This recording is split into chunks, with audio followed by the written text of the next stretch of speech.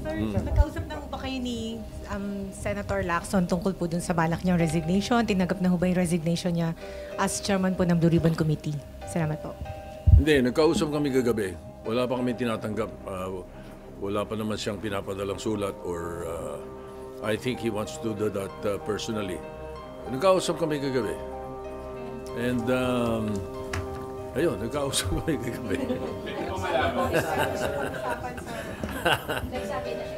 You know, Senator Lacson is frustrated. He's not stressed. Sanay sa stress yun.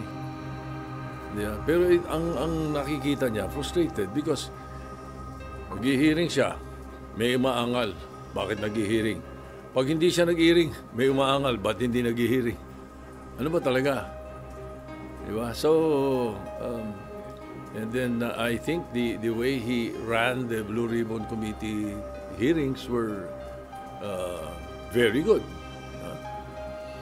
So, siguro, the man is frustrated. I will support whatever decision he makes, and I will accept whatever decision he makes, and he has my 100% support, whatever it is. Yung pong decision niya po ba ay final na o pwede pa po siyang mapahinuhod ng majority at ninyo na magstay put as chairman po ng Blue Ribbon Committee?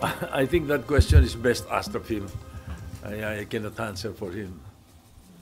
Pero sir, anong sense ng majority? We can only hope for the best. Opo, pero sir, ano po ang sentiment sir ng majority bloc? Sabi niyo po you're in touch with them.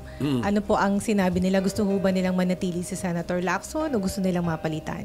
Karamihan, hindi naman ko komentaryo iba pa, pero yung karamihan ay sinasabing nila na baka pwede pa makausap si Senator Lacson to stay.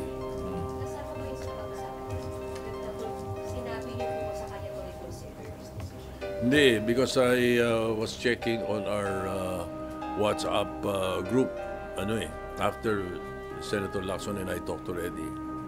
It was late in the evening last night.